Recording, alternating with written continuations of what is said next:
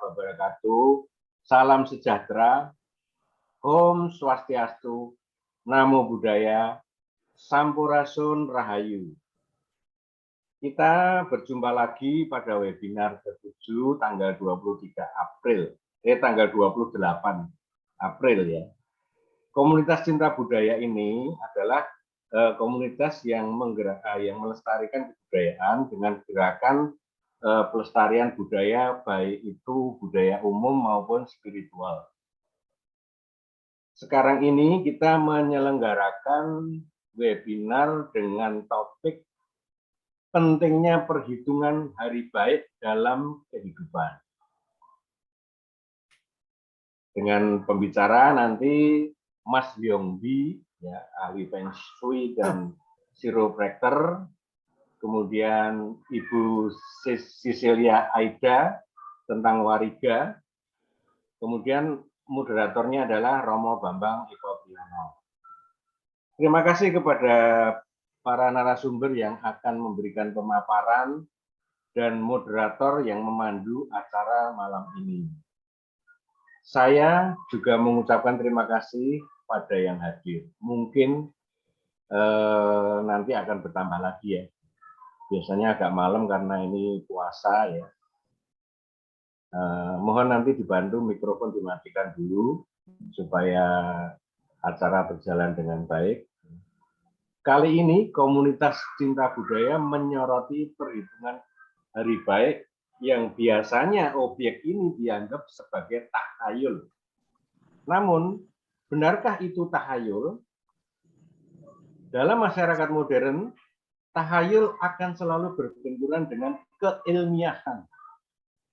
Tetapi coba kita mengkaji kembali hal-hal seperti pawukon, pranata mangsa, pranoto mongso, wariga, juga Feng Shui, bahwa kearifan-kearifan itu sebetulnya merupakan budaya yang sudah ada sejak dahulu. Lahir dari proses pencarian diri sejati manusia. Kita diajak untuk belajar kembali kepada diri pribadi. Ini merupakan kebudayaan yang melibatkan cara berpikir, nilai-nilai perilaku, dan juga etika. Leluhur kita merenungkan keberadaan hidupnya dengan kesadaran tentang eksistensinya sebagai manusia. Sehingga merenungkan tentang keselamatan, keberuntungan, kesuksesan, dan bahkan menghindari bencana yang belum terjadi. Sebutan ketidakilmiahan, tahayul, bahkan dihadapkan dengan dogma-dogma agama, menjadi suatu objek yang harus kita jauhin. Maka perlu tanpa rasa takut kita menegakkan monumen-monumen budaya yang telah menjadi ilmu pengetahuan tersendiri dengan cara mengkaji dan melestarikannya. Demikian pengantar saya. Mudah-mudahan nanti berjalan lancar. Waktu saya serahkan ke moderator Romo Bambang Eko Priyono. Silahkan Romo Bambang. Baik, Romo Tony. Matur nuwun. Terima kasih atas kepercayaannya untuk memberikan kepada saya tugas sebagai moderator. Pertama-tama tentu saya mengucapkan salam. Assalamualaikum, Om Swastiastu, Namo Buddhaya, Shalom, Rahayu, Sampurasun, dan salam kebajikan. Pada malam hari ini kita menampilkan dua pembicara utama, yaitu saya manggilnya seneng kok Suhu Liongbi ini. Yang pertama Suhu Liongbi. Yang kedua sahabat saya dari Bali, Ibu Cecilia Aida. Supaya singkat saya panggilnya Ibu Ida saja atau Mbak Ida. Kita memberi waktu untuk sebagai batasan, tapi tidak terbatas, bisa fleksibel. 30 menit satu bicara, boleh lebih. Pembicara pertama dan kedua akan susul-menyusul, berurutan, lantas dilanjutkan dengan acara tanya-jawab. Untuk yang pertama, pembicara adalah Suhu Liongbi Sugema. Beliau akan membawakan makalah mengenai Feng Shui. Kalau Feng Shui itu kita semua sudah sangat familiar. Wariga mungkin agak sedikit bertanya-tanya seperti apa demikian. Saya tertarik dengan Feng Shui karena saya di dalam dunia bisnis selalu memakai Feng Shui. Dua kejadian dalam hidup saya memakai sio saya ular. Ketika saya di Bali 30 tahun, rumah saya, usaha saya itu menghadap ke utara. Dan pada waktu itu, ternyata sio ular saya cocoknya memang harus menghadap utara ataupun utara timur, jadi timur laut. Demikian. Ketika saya pindah ke Jakarta, ke Depok, rumah saya selatan. Nah, di sini saya banyak mengalami sesuatu yang kurang bagus, kurang ciong lah istilahnya. Mungkin kalau nanti di Wariga, waktunya tidak tepat. Gitu. Nah, untuk itu kami persilahkan Suhu Liongbi untuk memaparkan seperti apakah Feng Shui itu. Monggo Suhu, dipersilahkan. Ya. Assalamualaikum warahmatullahi wabarakatuh. Shalom, salam cinta, salam damai. Ya, saya doakan semuanya sehat semuanya ya. Amin. Amin. Bicara Feng Shui dengan Hong Shui itu sudah sama aja. Kalau Feng Shui itu bahasa Mandarin, Hong Shui bahasa Hokkien. Bicara Feng Shui itu kita bikin bagaimana caranya rumah kita itu Feng itu artinya angin ya, angin. Shui artinya air. Jadi kita atur bagaimana caranya angin dengan air itu beradu bagus ke dalam rumah kita dan ngumpul jadi seperti kantong uang. Seperti itu. Nah, jadi kita mesti tahu tanggal lahirnya kapan, terus istrinya siap gimana, mesti tahu semuanya. Setelah tahu semuanya, kita baru kita atur. Ada yang namanya lopan. Lopan itu kebetulan saya juga nggak saya bawa, ketinggalan lopan. Dan sama inilah kurang lebih lah nih. Patokan saya ini nanti saya kirim nanti kalau memang diperlukan. Jadi ini utara selatan yang ini buat ini gitu. Ya.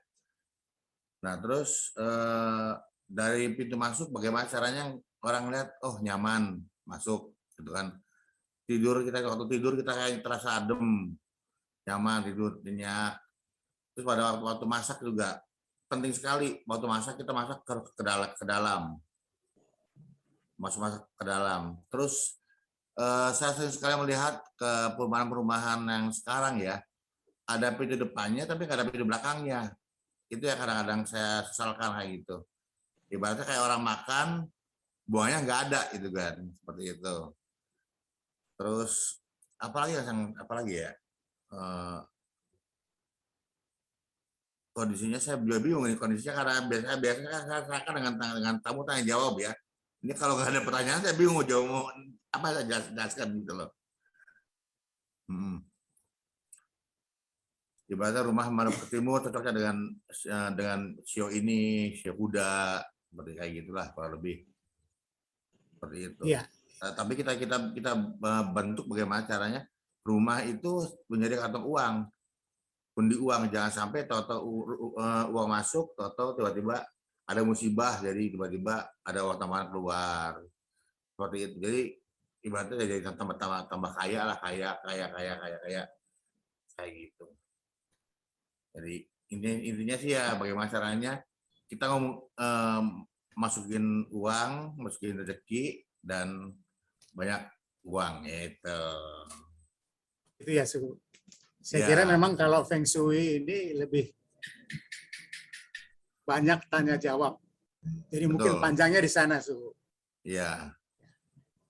Memang saya terbiasa, saya nggak terbiasa baca ya.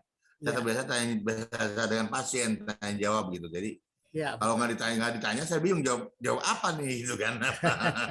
iya, Seperti itu. dimaklumi. Nah, Baik. Saya kira itu dulu, Suhu ya. dulu aja. Ya, Nanti pertanyaan-pertanyaan pasti akan banyak, dan nanti kita bisa panjang ditanya jawab. ya. Tidak apa-apa, Suhu, tidak apa-apa. Bagus. Oke. Nah, untuk pembicara kedua, tapi saya kurikulum vitae-nya belum dimunculkan ya untuk Ibu Ida ya. Nah, Ibu Ida ini tinggal di Bali, Canggu saat ini. Tapi beliau juga tinggal di Jalan MPR di Jakarta. Jadi 2 tempat ya, Bu ya. Jakarta dan Canggu.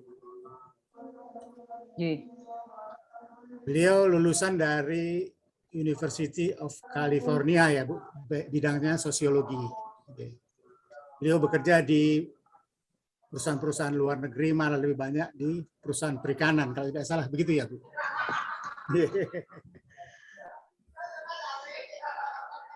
Warige ini memang mengenai hari baik dan hari yang kurang baik ada di situ. Dan saya itu juga mempercayai sekali. Dulu waktu saya dari Jakarta ke Bali, saya tidak memahami bagaimana itu Bali. Saya datang ke Bali dengan gaya Jakarta. Sok-sokan Jakarta itu. Lihat nih gue gitu. Tapi kenyataannya di Bali itu nggak bisa seperti itu. Yang terjadi adalah benturan-benturan. Dan saya juga nggak ngerti waktu itu gimana mengatasi hal ini. Nah, disitulah saya baru memperhatikan tentang budaya Bali seperti apa. Gitu. Terutama soal warige, saya sangat tertarik sekali. Saya itu punya ibu mertua, senang sekali memelihara ikan hias laut, air asin, air tawar. Dia bukan membeli kepada pengepul ikan hias, bukan. Tetapi mencari sendiri ke Pantai Sanur. Karena jaraknya cuma sekitar 500 meter lah kurang lebih dari rumah kami itu. Dan kami punya akuarium kurang lebih 10-15 akuarium. Jadi berbagai macam ikan hias di situ. Dengan binatang-binatang laut semua ada. Yang menarik perhatian saya itu adalah beliau selalu berangkat dari rumah itu jam 3 sore atau pagi jam 7. Saya tanya, kenapa bisa demikian? Rupanya beliau belajar dari nelayan-nelayan di pantai situ. Bu, kalau nangkap ikan, Ibu sih lihat bulan, Bu. Jadi memang rupanya para nelayan itu sangat memahami pasang surut air laut berdasarkan bulan dan matahari. Demikian kalau tidak salah Ibu Ida ya. Nah, saya punya kalender Bali ini seperti ini. Bagaimana melihat purnama yaitu dengan kalender yang di sini ada tanda merah. Ini adalah purnama. Di sini ada tanda hitam yaitu bulan mati. Nah, cirinya untuk mengetahui bahwa laut itu jam berapa surut, jam berapa pasang. Nah, itu mesti tahu. Karena ikan-ikan itu ketika surut, dia terperangkap di batu-batu karang. Dapatnya banyak. Bayangkan kalau dia datang jam 12 siang, itu sedang pasang-pasangnya air laut. Bukan dapat ikan, dapat capai aja. Mungkin pasangnya sampai 1 meter, 2 meter. Itu. Nah, di sini saya melihat hari purnama itu atau tilem itu dihitungnya 5 hari. 5 hari sebelum purnama, 5 hari sesudah purnama itu, jam 4 itu surut-surutnya air laut. Demikian juga dengan pada waktu bulan mati. Bulan mati demikian, 5 hari sesudah bulan mati, 5 hari sebelum bulan mati, air lautnya surut. Sehingga ikan-ikan yang terperangkap di situ dengan mudah kita ambil. Dan surutnya betul-betul surut. jadi daratan itu yang namanya laut. Nah, dengan hal ini tentu kita mengambil kesimpulan bahwa wariga ini juga tentunya juga mengikuti berdasarkan peredaran bulan dan matahari. Bagaimana hari baik, bagaimana hari yang kurang baik. Nah, kebetulan di sini hari baik menangkap ikan. Nah, Bu Ida ini akan memaparkan nanti mengenai hari baik peruntungan kita di dalam mencari rezeki. Kurang lebihnya begitu ya, Bu ya. Saya dulu belum pernah pakai itu Bu. Padahal di kalender di buku horoskop Jawa itu ada juga demikian. Hari baik dan hari buruk ini ada di sini. Cuma kadang-kadang kita acuh. Dan saya salut kepada Bu Ida. Kalau kalender Bali itu memang ada hari baik dan hari buruk, lengkap sekali di bawah sini. Lengkap sekali, tapi ini untuk umum. Untuk umum. Jadi ada hari untuk menanam padi, hari apa? Menanam sayuran, hari apa?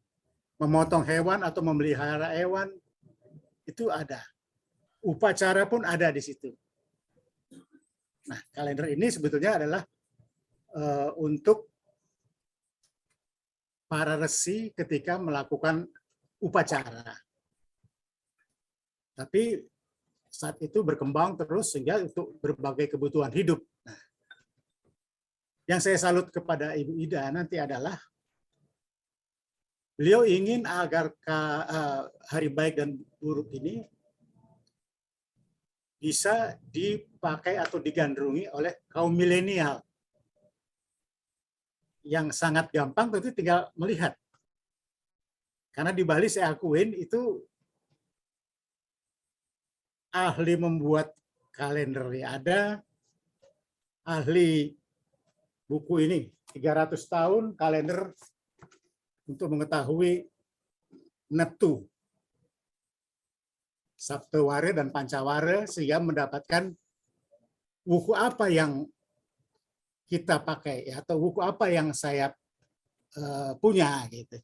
Ini yang buat juga orang Bali. Salut saya. Kalau kita di sini di buku horoskop tadi kita mesti ngitung sendiri. Baru ketemu yang namanya hari baik itu. Nanti Ibu Ida akan menjelaskan seperti apa sih. Ini hanya bagian kecil saja. Nanti di lain waktu mungkin akan bersambung dengan wuku dan lain-lainnya. Karena ini orang-orang perkerisan harus tahu wuku. Saya kira juga sudah banyak yang tahu mengenai wuku itu. Keris apa yang cocok untuk wuku. Wuku saya landep. Jadi keris saya, main keris saya cocok karena saya itu wukunya landep, tajam, yang berhubungan tajam. Saya baru kenal keris itu tahun 95. Tadinya saya nyanyi dan pemain sinetron. Larinya ke keris. Ini suatu yang buat waktu itu tanda tanya untuk saya. Tapi setelah saya belajar wuku, wuku saya landep. Cocok untuk di perkerisan. Gitu. Nah untuk ini, Bu Ida akan menjelaskan panjang lebar mengenai peruntungan kita, hari mana yang pas untuk kita, dan hari mana yang tidak pas untuk kita. Monggo Bu Ida, dipersilahkan. Om Swastiastu, Sampurasun, Namo Buddhaya, Salam, Assalamualaikum warahmatullahi wabarakatuh. Salam sejahtera semuanya. Terima kasih atas waktu yang diberikan. Memang kalau bicara wariga, kita harus sandingkan dengan dewasa. Dewasa ini bukan bentuk kata sifat, kata kerja yang seperti hari kita menunjuk seseorang dewasa ya. Dewasa itu semirip dengan primbon. Kalau di Jawa dikenal primbon. Jadi wariga itu, wariga dan pendewasaan. Bahasanya kalau di Bali ya disebutnya demikian. Sebenarnya ilmu wariga ini dahulunya dikenal di seluruh Nusantara. Sayang, perjalanan waktu dengan munculnya era Sultan Agung, kemudian menghilangkan beberapa inti dari wariga, kemudian pewaraan di sana hilang. Makanya di Jawa hanya dikenal pawukon, wuku, saptawara, pancawara. Padahal seharusnya harus diingat adalah eka dasawara. Ada 10, bukan hanya saptawara dan pancawara, tapi ada 10. Jadi eka dasawara. Itulah yang disebut waraan. Nah, saya sekedar intermezzo dulu untuk bicara wariga. Saya mulai dari kita bicara wariga itu sangat banyak lontar yang menyertainya. Ada wariga gemet, ada sundari, ada wariga sendiri, kemudian ada lelanusan. Nah, di sini saya memakai lontar lelanusan wuku karena itu yang paling mungkin mudah dimengerti oleh teman-teman dari luar Bali ya. Karena di dalam lelanusan wuku itu ada rumusan atau tabel yang menentukan baik buruk hari dalam wariga atau sekarang kita lihat dalam kalender Bali umum. Nah, ini kalau bicara untuk pribadi. Kalau untuk tata ruang, itu kita bicara asta kosali, kosala. Itu ditentukan lagi dengan arah. Arah itu ada dewata nama sanga. Ada penginder-ider. Jadi Bali wariga ini kompleks. Jadi di sini saya lebih kecilkan, lebih fokuskan ke perhitungan hari baik setiap kita. Nah, di dalam wariga sendiri pada lontar lelanusan wuku itu ada rumusan yang menentukan baik buruk hari. Ini sebenarnya adalah sains terapan yang kita tidak banyak lagi dipahami oleh orang-orang kekinian ya. Nah, jadi kalau orang sekarang mengatakan wariga adalah tidak ada logikanya, padahal sangat logika. Jadi saya katakan wariga ini ya logos. Logos itu artinya pikiran yang tepat. Dari pikiran yang tepat timbul perkataan yang sesuai dengan logik. Alamiah menjadi ilmiah. Nah, di sini perlunya kita memahami perhitungan wara atau waraan, memahami perhitungan wuku atau pawukon, memahami perhitungan purnama tilem. Nah, setiap waraan itu ada hari potensi lanus dan basah. Kemudian lanus itu artinya baik, utama. Kemudian basah artinya kurang baik. Tidak cocok, akan terhambat, berpotensi mendapat halangan. Ini kalau kita bicara dari sisi rumusan dari lontar lelanusan wuku. Nah, tradisi wariga ini kan oleh masa lalu diciptakan oleh masyarakat dengan kecerdasan yang sangat memahami alam berikut segala benda-benda di angkasa yang berkaitan dengan bumi, seperti matahari, bulan, serta bintang. Nah, keberadaan matahari, bulan, bintang itu kan memberikan pengaruh terhadap kehidupan di bumi, termasuk keberadaan manusia itu sendiri. Wariga memiliki makna warah ring raga atau weruh ring raga yang artinya tahu atau sadar akan diri. Jadi salah satu yang baik untuk wariga itu pembentukan karakter bisa mulai dari sini. Jadi kita akan sadar dan paham tentang diri sendiri. Jadi tidak perlu lagi ada perkataan siapa saya atau bagaimana saya, tapi dengan belajar wariga kita akan kenal banget. Karena di sini dasar terpenting wariga adalah sang diri, ya kita ini. Nah, sayangnya kehidupan modern telah menjauhkan kita dari bumi alam yang kita diamin ini, sehingga kepekaan membaca alam menjadi tumpul. Nah, kemudian dalam proses perjalanan muncul konsep wariga blok. Blok ini pengertiannya behavior environment logos atau harmonisasi perilaku manusia dengan alam, yang menawarkan solusi bagaimana manusia kembali belajar memahami ilmu wariga, mengharmonisasikan pikiran dan tindakannya dengan alam untuk kehidupan saat ini, masa depan, atau sesuai di mana dia berdiam. Dan yang pertama mesti diperhatikan dalam konsep wariga blok ini adalah bila ingin sukses, sukses di sini bukan berarti mencapai apa, tapi sukses dalam hidup ya. Hidup itu survival ya. Kurangilah membohongi diri sendiri. Kita berbohong pada orang lain lebih mudah, tapi pada diri sendiri kebanyakan mungkin kita lakukan saat ini kan. Wariga ini ya, setiap orang tuh memiliki siklus di mana hubungannya dengan alam tuh dalam keadaan harmoni atau dalam keadaan konflik.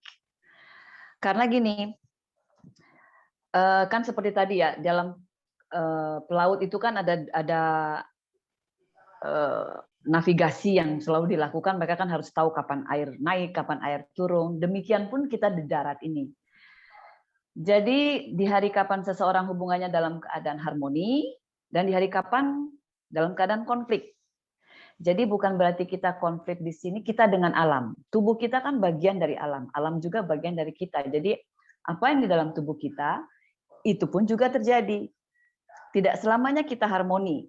Ketika kita tidak harmoni atau konflik, berarti banyak hal yang harus kita kemudian lebih kontemplatif, mundur. Ketika kita harmoni, itulah yang disebut apa? Semesta mendukung. Ya, kan dari kompleksitasnya apa? Pengetahuan wariga. Jadi kali ini saya kan lebih fokus kepada apa? Mengenali siklus hari keadaan harmoni dan keadaan konflik seseorang dengan alam. Kenapa saya situ? Dari situlah kemudian kita muncul konflik di antara sesama kita. Sebenarnya tidak ada orang lain yang membuat, tapi diri kita. Karena pada saat itu kita tidak tahu kita dalam keadaan konflik atau dalam keadaan harmoni dengan alam. Nah, dalam wariga, kami dan teman-teman ini membuat satu rumusan lebih sederhana. Dalam keadaan harmoni disebut dengan hari biru. Nah, kami punya kalender. Kami membuat kalender setiap orang sesuai dengan uripnya ya. Jadi di situ pengetahuan urip itu dari wewaraan itu sangat pancawara dan saptawara. Nah, kemudian kalau dia disebut hari merah, itu berarti sedang berkonflik. Biru berarti harmoni, merah berarti berkonflik dengan alam. Itulah yang kita penyederhanaan kita sebutin catur bekal kahuripan. Jadi dasar dari kita menjalankan apa penyederhanaan dari wariga yang sebegitu kompleks ya. Nah, di dalam catur bekal kahuripan itu ada daur watak. Kita tahu wuku itu ada 37 dan kemudian dia mengalami pengulangan lagi dari 210. Jadi manusia ini ada 210 karakter. Inilah yang kemudian kita sederhanakan, kita bentuk menjadi catur bekal kahuripan menjadi 4. Dari 4 ini, dari 210 menjadi 4, 4 ini kita bagi 2. Siang dan malam. Disebutnya kalau siang adalah guru dan ratu, malam adalah lara dan pati. Guru dan ratu digolongkan biru, lara dan pati digolongkan merah. Hidup ini kan Bang. Jadi kita melihat dualisme dalam kehidupan, siang dan malam, hitam dan putih, pria dan laki-laki dan perempuan. Jadi dualisme ini ya. Guru ratu adalah kelompok siang, lara pati adalah kelompok malam. Nah, dari situ kemudian untuk mengetahui catur bekal kahuripannya, setiap orang tuh harus mengetahui uripnya dulu. Yaitu urip hari lahirnya betul berupa angka dari jumlah bilangan urip satawara dan pancawara di saat kelahiran. Nah, di sini saya sebutkan pancawara itu urip Wage Kliwon ya, Bu ya. Ya, Wage kalau Kliwon urip itu, saptawara itu kan Minggu, Senin, Selasa sampai dengan Sabtu atau Saniscara. Ya. Pancawara itu Umanis, Pahing, Pon, Wage, Kliwon. Nah, inilah dengan uripnya atau neptunya. Ya, Ibu. Terima kasih. Jadi di sini saya tidak bicara dari mana bilangan minggu neptunya. Minggu kenapa bisa disebut 5? Itu panjang. Jadi sekarang yang ada aja dulu. Jadi ini yang harus pertama diketahui dulu. Ya sama mungkin dalam primbon Jawa kan setiap orang harus tahu saptawara dan pancawaranya kan. Baru ditambah. Saya berikan contoh di sini adalah orang yang lahir di Selasa Pahing. Bilangan urip Selasa adalah 3, bilangan urip Pahing adalah 9. 3 ditambah 9 sama dengan 12. Jadi nilai urip orang tersebut adalah 12. Nah, Urip orang tersebut dipadukan bilangan urip Saptawara dan Pancawara hari saat ini. Misalnya ini hari Kamis Umanis. Hari ini ya, tanggal 28 ini Kamis Umanis. Bilangan urip Kamis adalah 8, bilangan urip Umanis adalah 5. 8 ditambah 5 sama dengan 13. Jumlah urip hari lahir dan hari saat ini 12 tambah 13, 25. Kemudian catur bekal kehidupannya, Guru Ratu Larapati, berdaur sampai bilangan 25. Nah, jadi di Kamis Umanis bagi orang yang lahir Selasa, pahing jatuh di Guru. Berarti dia biru. Biru berarti saat ini dia harmoni dengan, hari Kamis ini dia harmoni dengan alam. Jadi apapun yang dilakukan sangat didukung oleh semesta. Nah, contoh kedua adalah orang yang lahir di Rabo Wage. Bilangan urip Rabo adalah 7, bilangan urip Wage adalah 4. 7 tambah 4, 11. Jadi bilangan orang tersebut adalah 11. Selanjutnya dengan cara yang sama dipadukan bilangan hari Saptawara dan Pancawara. Dengan hari ini juga 13. Jadi 11 ditambah 13, 24. Nah, jadi di Kamis Umanis ini bagi orang yang lahir Rabu Wage adalah hari merah. Karena jatuhnya di Pati. Nah, saatnya dia lebih kontemplatif, mundur. Tidak boleh melakukan hal-hal yang penting-penting seperti mengambil keputusan atau mungkin tanda tangan atau bikin sesuatu yang baru karena pasti ke depan akan menemui kegagalan. Itu sudah berdasarkan riset kami sendiri ya. Demikianlah sekedar contoh mengenai hari ibarat siang bagi orang tersebut. Jadi ketika hari biru itu orang itu mendapat siang. Jadi jangkauannya terang dan luas. Nah, dia hari baik itu bisa menyusun rencana, membuat keputusan, mengambil langkah. Hari merah itu ibarat malam atau gelap. Nah, jadi jangkauannya gelap dan terbatas. Sebaiknya hindari menyusun rencana, membuat keputusan, dan mengambil langkah. Cukup melanjutkan apa yang sudah direncanakan. Jadi apa yang sudah direncanakan di saat lalu, itu yang dijalankan. Selebihnya istirahat. Demikianlah kalau dalam wariga ada juga perhitungan tidak setiap hari berdoa itu tepat. Nah, ada saat-saat di mana kita berdoa untuk kebaikan ekonomi, kesejahteraan diri, kemakmuran, ada. Jadi orang dulu tuh sangat sangat teratur kehidupannya harmoni yang dicari ya, bukan sekedar cuman seperti hari ini kan kita selalu mengatakan semua hari baik ya, baik buat siapa itu. Nah di sini saya berikan contoh bagaimana cara membaca kalender Bali secara singkat ya. Jadi yang penting itu sebenarnya dalam ilmu kita, ilmu dari dahulu ya, semua hal itu selalu kita kaitkan dari posisi kita manusia, kepala, badan, kaki. Begitupun dalam wariga, menyusun kalender itu bagian kepala itu beracuan nama bulan dan tahun sebagaimana kalender Masehi. Nah, bagian badan itu isinya angka tanggal seperti tanggal Masehi yang mana terdapat beberapa tanda di antara titik merah yang artinya bulan purnama, tadi seperti yang dikatakan Mas Bambang. Kemudian titik hitam artinya bulan mati, itu tilem. Nah, kemudian di bagian tangan kanan, di sebelah kanannya, itu berisi daftar istilah wariga, atau disebut keterangan wariga sebagai penentuan hari baik dalam menjalankan kegiatan. Itulah yang disebut pedewasaan. Alahayuning, jadi pedewasaan itu primbonnya ya. Kemudian tangan kiri berisi nama-nama hari, wewaraannya.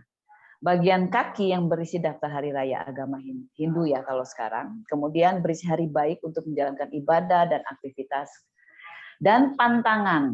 Di situ ada ingkel, pantangan-pantangan dalam satu minggu. Umpamanya kita kasih contoh di situ ada wong. Berarti di situ dalam satu minggu itu sebisa mungkin jangan menyakiti manusia. Manu itu usianya 1 minggu rata-rata. Manu jangan menyakiti hewan. Kemudian ada buku, jangan menyakiti tanaman-tanaman yang berbuku. Itu salah satu. Nah, yang tadi saya ceritakan tentang Wariga yang kemudian kami buat ini untuk setiap pribadi. Ini kalender untuk setiap pribadi, setiap orang sesuai neptu atau urip. Jadi neptu dan urip itu tanggal lahir, pancawarat ditambah saptawara. Ketemu dia dan ketemu apa wukunya nanti. Ini kami sebut kalaider, ambil dari bahasa Sunda. Kalau zaman dulu itu kala itu adalah waktu, ider itu yang berputar. Yang di sini saya beri contoh adalah urip 10, 14 sama 18. Itu satu kelompok. 1 tahun ini dia punya contohnya ada merah, ada biru, kapan dia mulai melangkah, dan setiap pewaraan sudah ada apa saja yang baik dilakukan, apa yang tidak. Dan itu kita sambil membaca atau mengenal diri kita. Dan di situ kita lebih paham tentang bagaimana pikiran yang tepat, terus pikiran itu menghasilkan tindakan. Jadi dengan mengetahui itu kan kita bukan saja orang yang juga tapi kita juga memahami diri sendiri. Karena kesempatan kita semua sama. Ini yang kami bikin. Kemudian selanjutnya adalah yang saya sertakan juga di dalam ini secara sekilas adalah dauh atau waktu atau jam ya, bahasa Indonesianya itu jam. Jam itu dauh. Jadi kapan kita berpergian, kapan kita hanya itu juga ada. Nah, yang gambar yang sekarang disertakan adalah Dewata Nawasanga atau penjuru, 8 penjuru. Dihubungkan dengan Asta Kosali Kosalet kata ruang, dihubungkan juga dengan ketika kita mengarah kemana. Umpamanya kita dari timur ke barat, apa yang akan kita dapat selama perjalanan? Atau orang yang datang dari timur, kita mau posisinya lagi di selatan. Orang itu datang dari timur, kita sudah tahu, oh orang itu bermaksud A. Semua itu ada rumusannya. Jadi tidak perlu, itu tidak mengada-ngada, tidak tahayul, tidak klinik, karena matematis. Umpamanya kita membaca, oke, teman ini datang dari dari selatan. Saya posisinya di utara. Oh, ternyata dia datang untuk minta bantuan. Kita sudah tahu bahwa dia membutuhkan bantuan. Atau umpamanya orang itu datang dari barat pada hari ini ke tempat saya yang posisinya sekarang saya berada di utara. Oh, dia datang. Ini ada sesuatu yang tidak menyenangkan akan terjadi. Nah, jadi dari situlah kemudian kita berhati-hati. Pengetahuan Dewata Nawasanga ini bukan hanya untuk pribadi, untuk agama, untuk segala sesuatu, sampai pembangunan tata ruang sangat diperhatikan di sini. Nah, kemudian yang terus lagi setelah ini nanti kalau saya jelaskan terlalu panjang masalah Dewata Nawasanga. Jadi memang kami dan saya ini bukan sendiri ya, dan teman-teman ini kita juga buka kelas kalau memang yang berminat sekali belajar tentang Wariga dan ingin lebih paham, kami memang buat kelas jarak jauh, jarak dekat. Nah, inilah yang disebut dauh panca udara atau waktu. Waktu-waktu kita keluar, waktu-waktu kita hendak keluar dari rumah, jam siang dan jam malam. Ini berdaur ulang terus. Dari dulu sampai sekarang, ini rumusan inilah yang ada. Kita merubah atau apapun tidak bisa. Di laut, di darat sama. Jadi jam-jam mamanya karena semua kehidupan ini kan bermula dari dua macam uap yang naik dari bumi ke atas. Yang satu jernih, yang satu lagi keruh. Yang jernih menimbulkan api dan menjadi bintang-bintang, yang keruh menimbulkan basah. Inilah yang kemudian ketika ada merah, ketika ada biru, ketika kita pergi di saat-saat dari Minggu sampai dengan Sabtu. Ini terus saja berulang. Demikian yang soal dauh. Nanti akan mungkin kalau ini bisa lebih ingin tahu lagi tentang setiap orang punya wuku, mungkin dengan memberikan tanggal lahir, kemudian kita bisa tahu dari situ dia punya apa, apakah hari ini dia berkonflik atau berharmonisasi dengan, dan setiap hari itu dinamis, Tidak ada hari yang stagnan. Ketika kita sudah memahami semua itu, setiap langkah kita jadi jauh lebih ringan. Kemudian kita tahu saat di mana kita harus berdiam, tidak boleh banyak istilahnya aktivitas yang baru, hanya melanjutkan yang lama. Dan kemudian kita juga tahu suasana mental atau emosional kita seperti apa. Demikian pemaparan singkat saya, semoga dipahamin oleh teman-teman semuanya. Mohon maaf bila ada kekurangan dan tidak begitu mendalam karena saya hanya ingin memperkenalkan dulu kepada teman-teman semuanya. Terima kasih atas kesempatannya. Om Swastiastu, Om Santi Santi, Sampurasun, Rahayu, Rahayu, Rahayu. Rahayu, Rahayu, Buddha.